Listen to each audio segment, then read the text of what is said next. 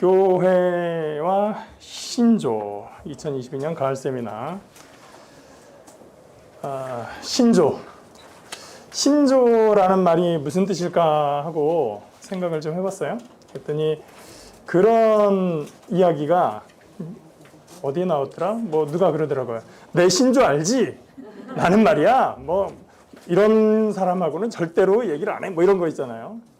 그런 신조가 있고요. 군대 갔다 오신 분들은 우리의 신조 있죠? 육군 복무 신조가 있습니다. 우리는 뭐 하면서 아침마다 외우는 게 있어요. 복무 신조 하는 게 있어요. 자, 신조가 있습니다. 신조. 그런데 교회에 있는 신조가 있어요. 교회의 신조는 무엇인가? 우리가 믿는 바를 정리한 것. 그렇게 얘기를 할 수가 있겠죠. 여기 보시면 글씨는 당연히 안 보이시고 요 보라색으로 뭐가 있죠. 요게 여러분들하고 얘기하려고 제가 쭉 정리를 해놓은 건데요. 지금 이거 출력을 해보니까 이거의 두 배, 2.5배 정도 돼요. 그래서 그 얘기를 다 하고 싶지만 너무 하고 싶은데 재밌거든요, 저는. 근데 너무 많아. 내용이 너무 많아요. 그래서 제가 책을 가지고 왔어요. 요번 이제 요 수업을 준비하면서 참고한 책들인데요. 이 필립 샤프라는 분의 이분이 1890 몇 년에 돌아가셨나? 근데 이만한 책 8권이 한 질이에요. 네. 그래서 지금 3권, 7권, 8권을 가지고 왔는데 뭐 이런 책도 있고 기독교 교회사 요만한 게 2권이 있고요. 그다음에 그들은 어떻게 이단이 되었는가, 이단에 관련된, 그러니까 이게 요즘의 이단이 아니고 최초부터 어떤 이단들이 생겼나 그런 얘기고, 기독교 사상사, 고대 기독교 교리사, 그다음에 좀 이따 나오겠지만 초기 그리스도교 에큐메니컬 7대 공의회 뭐 이런 책, 그다음에 츠빙글리 피어선 기념 성경학원은 평택대, 그다음에 뭐 오순절 성결운동의 역사, 성결교와 우리 오순절 교단이잖아요. 오순절 교단과 관련된 역사 이야기, 세계 성공회사, 칼빈 책 당연히 있고 루터 책도 있고, 그래서 여러분들하고 공부하려고 봤었던 책들 중에 일부를 구경시켜 드리려고 저 무거운 걸 가지고 왔어요. 그리고 이번 수업하면서 이제 오늘 준비한 것 중에서 많은 부분은 사실 이제 필립 샤프의 신조학이라는 책이 있고요. 그 다음에 요건 이제 번역본이고 그러니까 외국 책이죠. 그 다음에 이남규 교수라는 분이 개혁교회 신조학, 개혁교회 입장에서 본 신조학. 개혁교회는 뭐예요? 개혁교회가 뭔지 처음 들어보신 분? 들어는 보셨어요? 다 아시죠? 개혁교회 뭔지? 몰라요. 들어는 봤는데 잘 모른다? 오케이. 그건 됩니다. 들었지만, 들어본 적 없지만 물어볼까봐 대답 안 했다. 손 들어보세요. 솔직히 말해서. 예. 요 두 책을 중심으로 좀 정리를 했고요. 그 얘기는 뭐냐면, 여기에 요번에 다룰 신조 위주로 하다 보니까 그걸 모아놓은, 그리고 그 배경이라든지 내용에 대한 그 설명, 분석 이런 걸 위주로 한 책들이 요게 있다는 거예요. 그래서 이걸 보다 보니 이 배경은 뭐지? 하다 보면 교회사 책도 필요하고 하다 보니까 자꾸 이 책 저 책을 찾아보지 않으면 내용이 제가 파악이 안 돼서, 그리고 교회사 역사만 볼 것이 아니라 어떤 것들은 일반 세계사하고도 관련이 있는 것들이 있어요. 그래서 또 그것도 찾아보고 하다 보니까 내용이 점점 이게 가지가 치는데, 그 가지를 다 너무 재밌어서 얘기해드리고 싶지만 힘드실 거예요. 그래서 일단 시작을 좀 해보겠습니다. 2022년 가을 세미나 교회와 신조, 우리는 무엇을 믿는가? 자, 이 그림 처음 보시는 그림일 건데요. 이것은 325년에 있었던 니케아 공의회라고 하는 그 사건을 묘사한 그림이에요. 이게 뭔데요? 자, 요건 한번 손 들어보세요. 니케아 공의회 처음 들어보셨다. 손 들어보세요. 다 처음 들어보셨어야 정상이에요. 그 다음에 공의회 처음 들어봤다. 손 들어보세요. 공의회를 처음 들어봤다. 공의회는 들어보셨어? 처음 들어봤죠? 예. 이런 것들을 이제 들으시게 될 겁니다. 첫 번째, 교회사 기초 상식과 신조 관련 용어들의 1번입니다. 교회사 시대 구분과 초대교회 주요 인물들. 자, 교회사는 영어로 하면 말 그대로 church history입니다. 교회의 역사. 교재를 보시면 네모 이렇게 돼 있어요. 총 4개로 구분하는 건데, 자, 이 구분 어떻게 하는지 아시는 분 한번 얘기해 보세요. 초대교회사 두 번째, 세 번째, 네 번째. 일반 역사 구분할 때 어떻게 하는지 아시죠? 선사시대가 있어요. 선사는 뭐예요? 역사책이 기록되기 전을 선사시대라고 하거든요. 그 선사시대를 다시 구석기 시대, 신석기 시대 나누고 역사가 기록되기 시작할 때부터가 고대 시대. 그 다음에 중세시대, 근세, 근대, 현대 이렇게 역사가 가거든요. 교회 역사는 조금 달라서 교회사는 이런 식으로 나눠집니다. 중세교회사, 종교, 개혁사, 현대 교회사. 오늘 주로 할 것은 초대교회사 위주로 하게 될 거예요. 그럼 이제 초대교회사에 대해서 좀 알아야 돼요. 초대교회는 다른 말로 초기교회, 영어로 Early Christianity라고 얘기를 합니다. 이른 시기다. 자, 초대교회는 언제일까요? 한 분 말씀해 보세요. 크게. 예수님 예수님 베드로 그때가 언제야?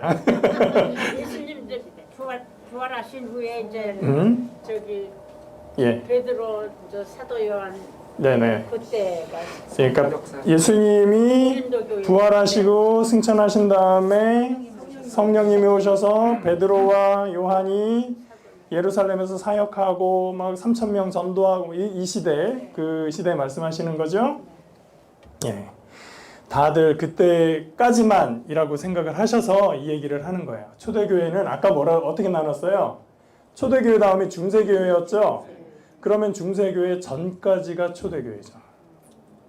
그러니까 우리가 생각하는 시간보다 훨씬 더 길어요. 초대교회라고 하면 이제 학문적인 그 용어로 얘기할 때 교회에서는 우리가 초대교회로 돌아가자 그러면 성경에 있는 때를 얘기를 하지만 원래 학문적 구분을 할 때는 좀 더 시간이 길다. 그러면 중세는 언제까지냐? 그러니까 중세까지라고 했으니까 중세 시작이 언제냐? 거기에 따라서 그 전까지가 초대죠. 근데 그 중세의 시작 시점은 학자들마다 다르다. 이게 교회사에서도 마찬가지고 일반 역사에서도 아까 제가 일부러 일반 역사 보여드린 거예요. 거기서도 중세를 언제부터 잡을 거냐가 학자들의 입장마다 조금씩 달라요. 그래서 첫 번째는 서로마 제국이 453년에 멸망을 하는데 이때부터 중세로 잡자라고 하는 분들이 있고 어떤 분들은 교회사에서 그레고리우스 1세라고 하는 교황이 이제 활동을 하게 되는데 요 때부터를 중세로 잡아야 된다라고 하는 분들이 있어요.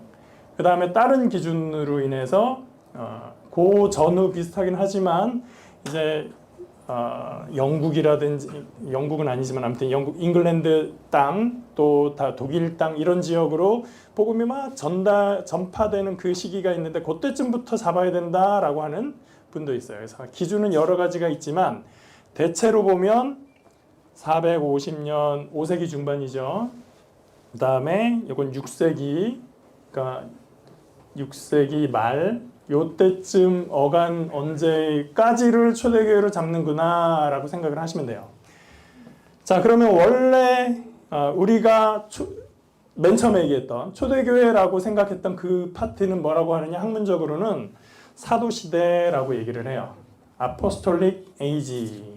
아포스트 하면 사도라는 뜻이죠. 그래서 사도시대 다른 말로는 원시교회, 원시 기독교 이렇게 부릅니다. 일단 그리고 요때가 끝난 그 다음 시대를 교부 시대라고 불러요. 교부는 뭐냐면 한자를 제가 써드렸어요. 교회의 아버지라는 뜻이에요. 그래서 Age of, 영어로도 Church Fathers죠. 교회 아버지들, 교부 시대. 교부 시대는 다시 세 가지로 나눠지는데, 그러니까 사도 시대 지나자마자요. 그때를 속사도 시대. 그 다음을 교부들이 또 있는데 니케아 공회, 아까 맨 처음에 얘기했죠. 니케아 공회를 기준으로 그 이전에 있는 교부, 그 이후에 있는 교부 이렇게 나눠요. 근데 이 니케아 공회 이후의 교부는 언제까지 있어요? 8세기까지 등장하죠. 아까 중세는 5세기 내지 6세기부터 시작한다고 얘기를 했으니까 이 뒤쪽 교부는 초대교회와 중세시대에 걸쳐 있구나라는 걸 짐작하실 수 있어요. 그리고 속사도는 또 뭔 소리야 이게? 자, 속사도 영화를 보시면 속편 나오죠. 속편 하나가 잘 되면 잘 되면 그럼 이상하네. 성경에 비유하는 건 아니에요. 그냥 영화 얘기예요. 영화가 잘 되면 또 한 번 만들어서 속편이라고 이렇게 내잖아요. 그 속자는 속에 있다는 내용이 아니라 연속된다는 얘기죠. 그죠? 그래서 이게 연속한다고 할 때 쓰는 속자예요. 그래서 사도의 시대에 이어서 나온 사람들, 그 사람들을 속사도라고 불러요. 어떤 사람을 얘기를 할까요? 요한의 제자, 베드로의 제자, 직속 제자인 거예요. 나는 베드로한테 배웠어요. 이런 사람 중에서 교회에서 신학적으로 혹은 신앙적으로 훌륭한 분들, 존경해야 될 만한 분들을 속사도 이렇게 부르는 거예요. 자, 이렇게 시대가 구분이 됩니다. 자, 사도시대에 원시교회, 원시기독교 다 같은 말이라고 했고, 자, 이 원시, 저는 사실은 원시기독교라고 부르는 저 번역이 마음에 들지는 않아요. 왜냐면 원시인 같잖아요. 그죠? 약간 원시기독교 하면은 우리 사도행전 또 바울 서신에 나오는 그 시대, 요한계시록 그 시대까지가 원시교회, 원시기독교 또는 사도시대 이렇게 될 수 있는데, 영어로 보니까 원래 이제 이쪽에서 먼저 공부 시작하고 우리가 번역을 한 거니까요. 이거는 primitive, 이 말이 원시의, 미개의 이런 뜻이에요. 그런데 다른 뜻으로 뭐가 있냐면 근본의, 본래의 이런 뜻이 있어요. 이 단어에. 그렇다고 근본 기독교 이렇게 번역하는 건 조금 이상해. 그러니까 또 나 혼자 잘났다고 나 원시 기독교 싫어 그렇다고 나 혼자 근본 기독교 뭐 이렇게 쓸 수는 없잖아요. 그래서 싫어도 할 수 없이 일단은 쓰는 겁니다. 그러면 이때의 주요 인물들 누가 있을까? 한번 생각나는 대로 얘기해 보세요. 누구 얘기하셨어? 베드로, 사도 바울, 12사도 그냥 뭉뚱그려서 한 방에 12명 가셨어요. 자, 12명 한 방에 갔으면 또 누구 나와요? 7명 한 방에 가야지. 7 집사도 있고요. 요한은 저기에 들어가요. 뭐 이런 사람들 다 이 시대의 주요 인물입니다. 그 중에 우리가 놓치면 안 될 사람이 하나가 있어요. 야고보인데 예수님의 동생 야고보예요. 그 사람이 왜 중요할까요? 좀 이따 나오기는 할 건데 요거 하나만 얘기하면 성경의 야고보서의 그 야고보가 예수님의 동생 야고보로 야고보일 가능성이 거의 90%. 그래서 야고보서가 예수님 제자 야고보구나가 아니라 예수님의 동생 야고보예요. 그래서 요 정도 마가 요한도 써놨네요. 제가 이런 사람들이 있다. 자, 교부 시대로 넘어왔습니다. 원시 기독교 다음부터 8세기까지 교부 전체를 얘기를 했어요. 자, 서방교회의 4대 교부가 이런 사람들이 있고 동방교회의 4대 교부가 이런 사람들이 있습니다. 다 교회사, 역사적으로는 굉장히 유명한 사람들이고 우리가 신앙생활을 하면서 설교를 들을 때 혹은 우리가 신앙 고백을 할 때 거기에 이분들의 노력이 다 절절히 녹아져 들어가 있어요. 그래서 이런 사람들이 있구나. 이름만 보시고 넘어갑니다. 자, 속사도 속사도는 아까 이제 설명드렸으니까 단어 뜻은 말씀 안 드리고, 주요 인물 하면 3대 속사도 교부 혹은 한 명 더해서 4대 속사도 교부 이렇게 얘기를 해요. 요 사람들은 제가 설명을 할게요. 좀 적으니까. 로마의 클레멘스, 베드로의 제자로 알려진 분이고요. 그 다음에 폴리카르포스, 영어로 폴리캅 해서 더 유명한 사람인데 순교자이고요. 마지막에 순교를 했고 155년까지죠. 2세기에 로고스 이론을 가장 잘 설명한 신학자다. 이렇게 평가를 받고 있어요. 요한복음에서 태초에 말씀이 계시니라, 그 말씀이 로고스잖아요. 그 정도는 우리 다 알죠. 그것을 다른 사람들한테 설명할 때 어떻게 설명할까라는 것을 철학적으로, 신학적으로 최초로 정리하신 분, 이렇게 생각하시면 되는데 거기서 알 수 있죠. 누구의 제자일까요?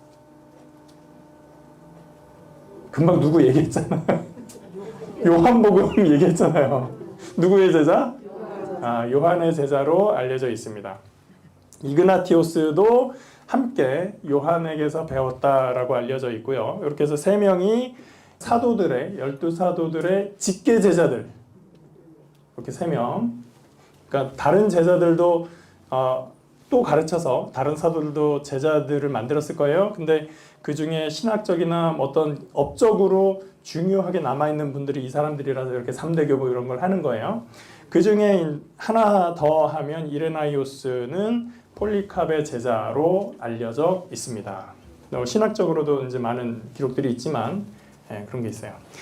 자, 그 다음에 니케아 공의회 이전의 교부들, 주요 인물로 순교자 유스티누스, 저스틴, 마터 이렇게 부르는데, 마터는 순교자라는 뜻이에요. 그래서 영어로는 저스틴인데 유스티누스, 그 다음에 오리게네스, 알렉산드리의 오리겐 이렇게 유명하고, 테르툴리아누스, 터툴리안은 이 사람 전까지는 다 한위격 세본질 이렇게 얘기를 하다가 이 사람이 그거 한 단어로 얘기합시다 라고 만드는 게 트리니티예요. 삼위일체라는 용어를 만들었어요.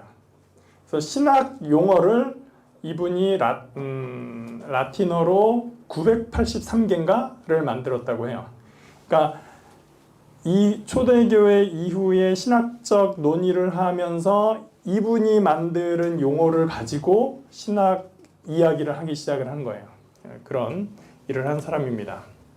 다 이렇게 설명은 못하고요. 니케아 공회 이후의 교부들, 그리스어를 사용한 교부들, 그리스어로 책을 남긴 분들이에요. 이런 분들 있고, 다 하나하나 다 설명하면 유명한 사람들입니다.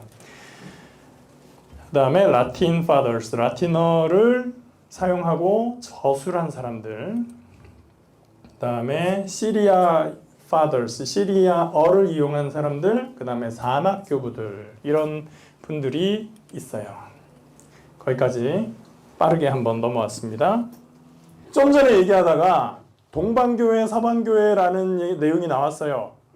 근데 제 생각에 제가 신학교 처음 가서, 대학교 처음 가서 동방교회, 서방교회가 뭐야? 라고 제가 낯설었기 때문에 아마 여러분들도 낯설지 않을까 해서 이 내용을 좀 설명을 하고 진행하려고 합니다. 동방교회, 이스턴 처치, 웨스턴 처치, 동쪽 교회, 서쪽 교회란 얘기예요. 네. 이게 뭐지? 자, 이 얘기를 하려면 동로마 제국과 서로마 제국 역사 이야기로 들어갑니다. 혹시 역사 얘기만 하면 나는 졸려요 하시는 분 계세요? 역사 얘기가 재밌죠. 저는 역사 얘기가 재밌던데. 예.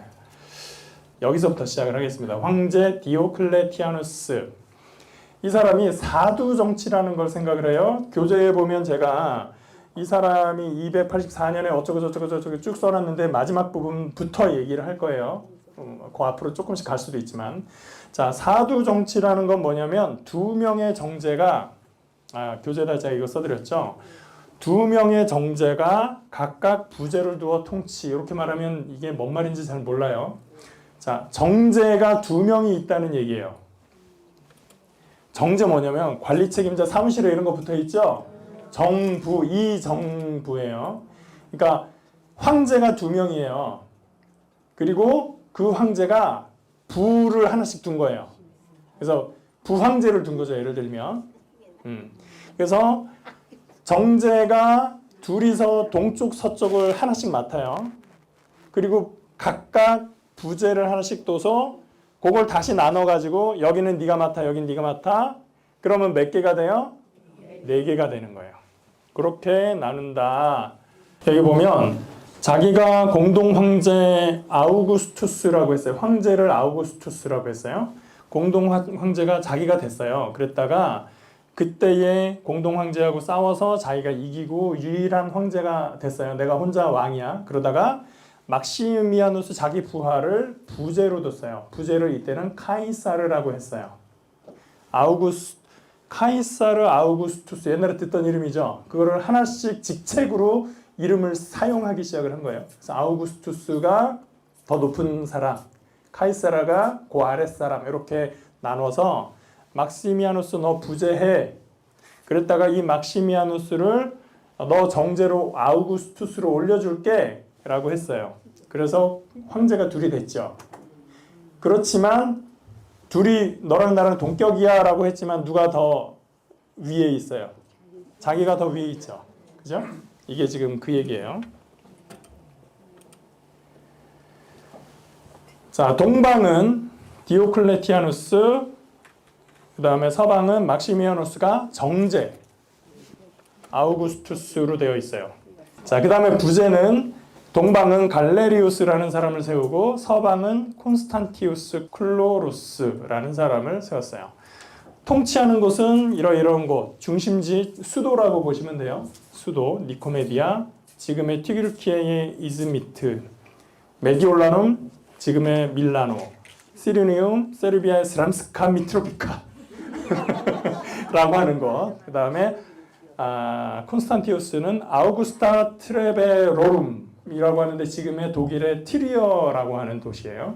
독일에서 가장 오래된 도시인데 지금 그렇게 발전되어 있는 상태는 아닌 것 같아요. 지도로 표시해서 글씨만 보면 뭔 소리인지 잘 모르잖아요. 그죠? 아래 범례에 보시면 막시미아누스가 노란색이죠. 이 사람이 누구였어요? 서방 정제였어요. 콘스탄티우스가 서방 부제였어요. 디오클레티아누스가 동방 정제, 갈레리우스가 동방 부제. 그래서 땅을 보면 이탈리아, 북아프리카, 여기가 어디죠? 히스파니아, 스페인. 요 노란색이 막시미아누스 서방 정제. 여기 뭐 누가 어디 있는지 외울 필요 없으니까 이제 여기서부터 이제 빨리 갑니다. 그 다음에 빨간색, 여기 잉글랜드하고 여기가 프랑스, 독일이죠. 네. 그쪽 동네는 콘스탄티우스, 빨간색. 그 다음에 여기가 아시아, 옛날 소아시아라고 하는 데가 여기예요. 성경에서 아시아 그러면 우리 사는 동네가 아니라 여기에요, 여기. 그리고 본도라는 그 사도행전 보면 본도 가끔 나오죠. 폰투스, 폰티카 이렇게 나와 있는데 폰투스, 본도라는 데도 옛날에 꽤나 괜찮은 나라였었던 거예요. 그래서 요거랑 합하면 요 지금의 터키죠, 터키. 그리고 오리엔트 지역인데 여기가 이제 팔레스타인하고 시리아하고 있는 그쪽 동네입니다. 그리고 이집트 지금 여기까지고 여기서부터 여기까지 리비아거든요. 그러니까 이집트하고 리비아 절반 정도. 여기는 이제 디오클레티아누스 자기가 맡아요. 이렇게 보라색 하면 이제 여기가 이제 그 갈레리우스가 맡게 되는 거죠.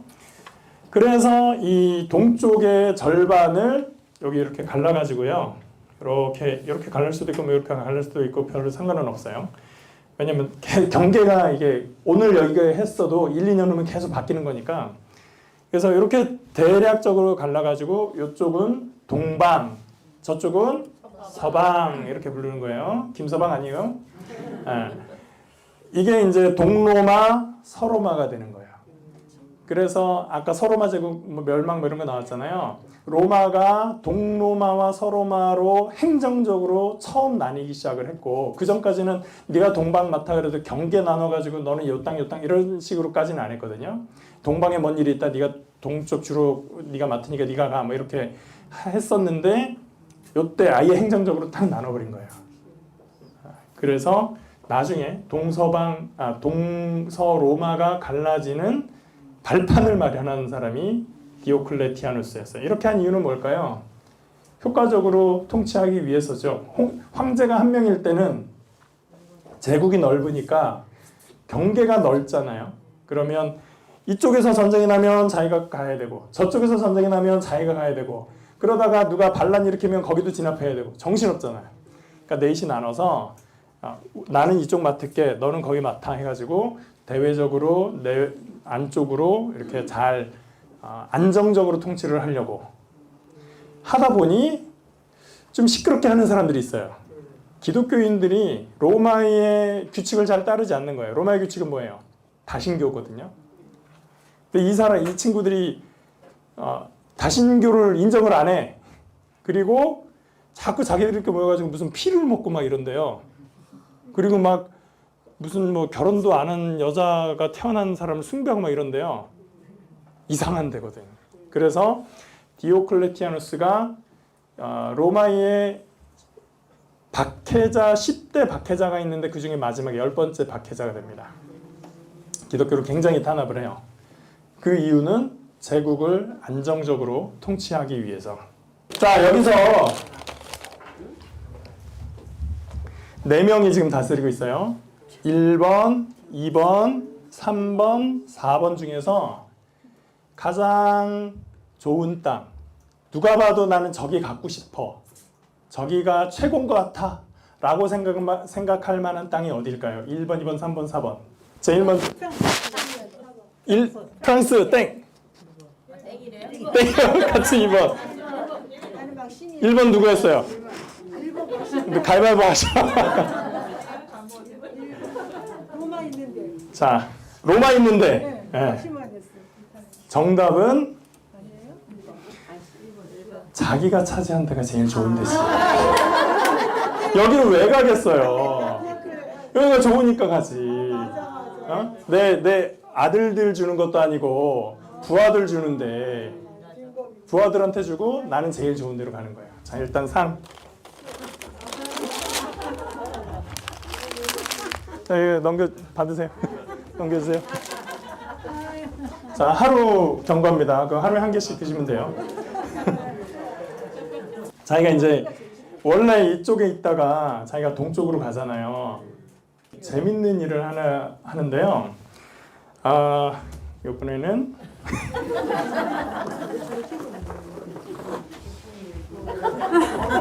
금화. 금화. 김금화 아니고요. 깜짝 놀랐어. 나요? 오케이. 그러면 금화. 로마의 수도가 어디예요? 로마 제국의 수도가 어디예요? 로마 제국의 수도가 이탈리아예요? 수도는 도시죠. 그리스. 자, 이거 다 드릴 건데 이 껍데기 하나 벗어졌다. 이건 내가 먹어야지. 땡. 자, 로마 제국의 수도. 다시 말할게요. 잘 들어보세요. 로마 제국의 수도. 로마.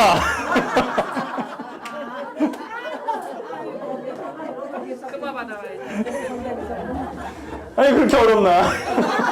여러분들 로마 구경 가시잖아요. 거기가 수도였단 말이에요.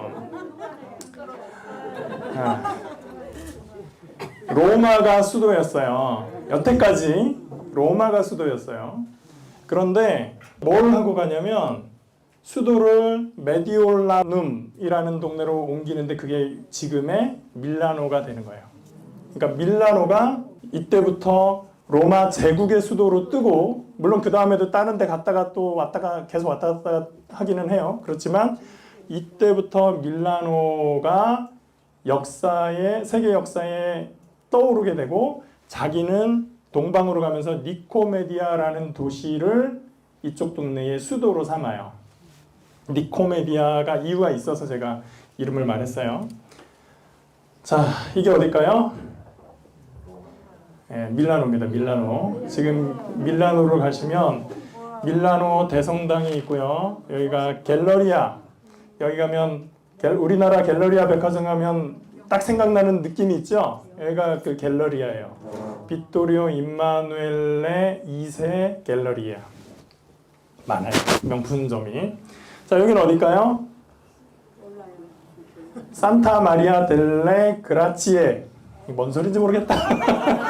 다 모르셔도 되고 이거 있는데요. 이거 있는데. 이게 여기에 있어요. 그다음에 이거 스칼라좌 극장이라 이거 아시죠? 네, 뭐 이탈리아 사셨으니까 아시죠.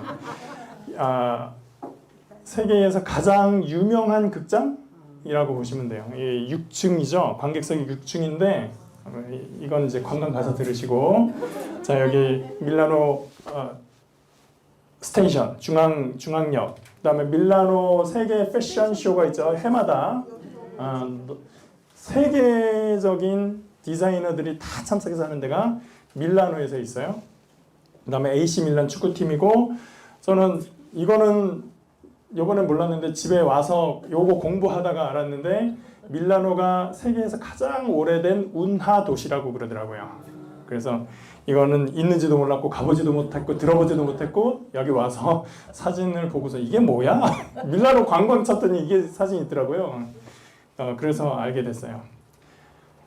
그래서 지금 이탈리아의 수도는 로마지만 이탈리아의 제1 경제도시는 밀라노래요. 그리고 여러 나라들의 큰 기업들의 본사도 여기 많고 자 트리어 아까 얘기했죠.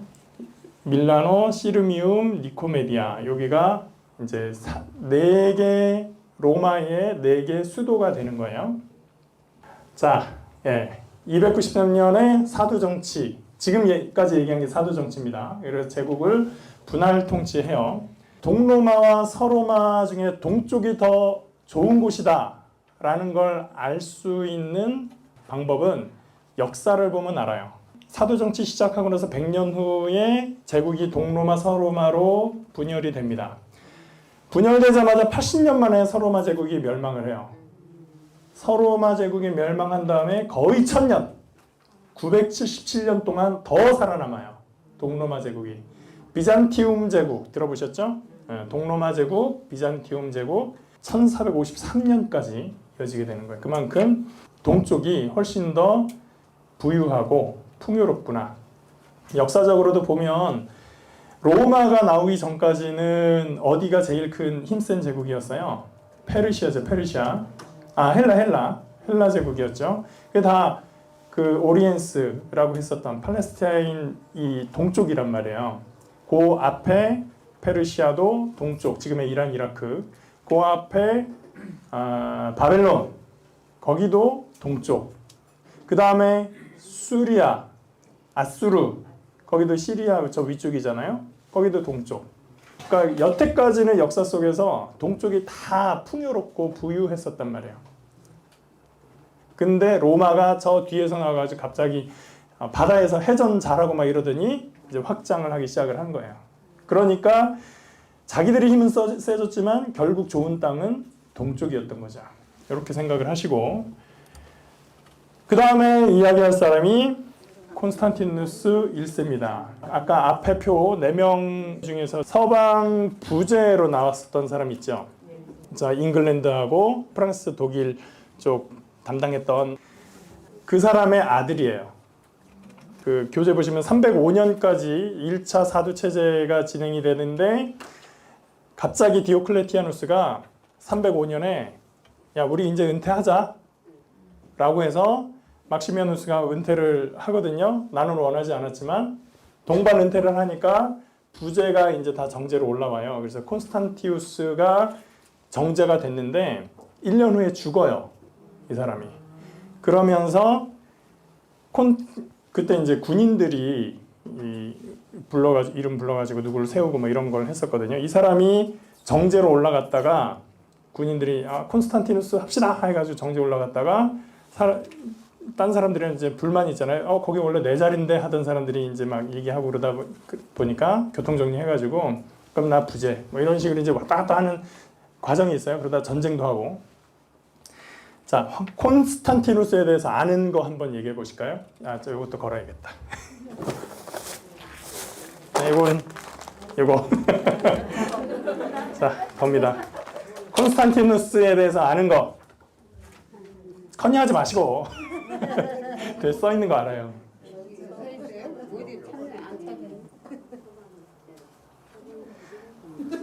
주사님 하나 얘기해 주세요. 다 알면서.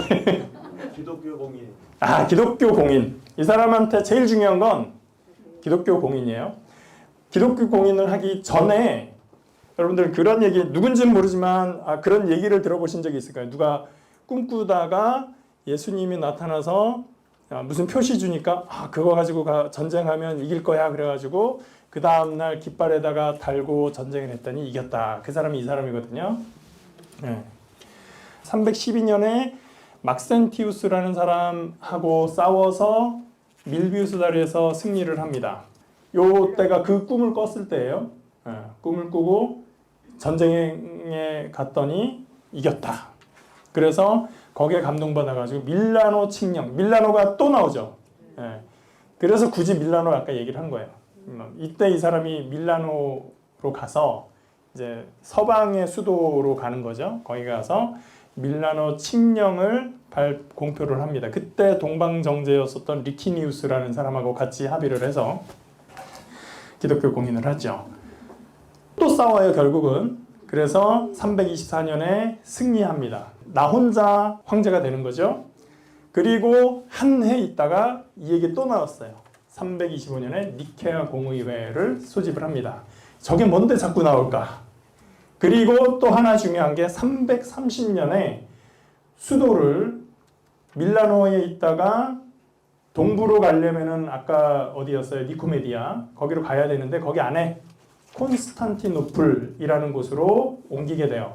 거기가 원래는 비잔티움이라는 도시였는데 자기가 나 이제 비잔티움 수도로 할래 하고서 여기다 내 이름을 붙인 거죠.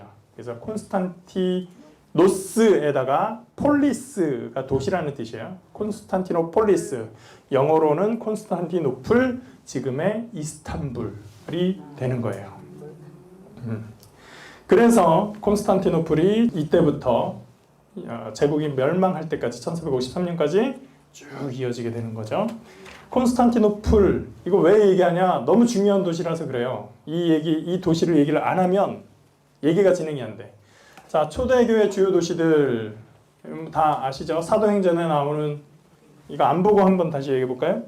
화면만 보고 초대교회의 주요 도시들 성경에 있는 것만 신약 성경에 있는 것만 사도행전 이후로 생각나는 대로 한번 말씀해 보세요. 어디가 중요할까? 도시. 데살로니가, 예루살렘, 안디옥, 고린도, 아덴, 에베소. 또 두 개만 더 얘기해 볼까요? 고린도 나왔어요. 갈라디아 지방이에요. 이건 도시는 아니고 지방인데. 야, 너 잘하시네. 수준이 보통이 아니에요. 근데 로마는 빼뜨리셨네. 로마 같은 데를. 데살로니가 그러니까 사도행전에 이런 도시가 나오고요. 바울서신에 나오고 요한계시록의 소아시아 7교회. 아까 소아시아 어디라고 말씀드렸죠? 그 계시록에 나오는 7도시가 다 그쪽에 있는 도시예요. 초대교회 원시교회에서의 중요한 도시는 여기였어요. 교재를 한번 볼까요?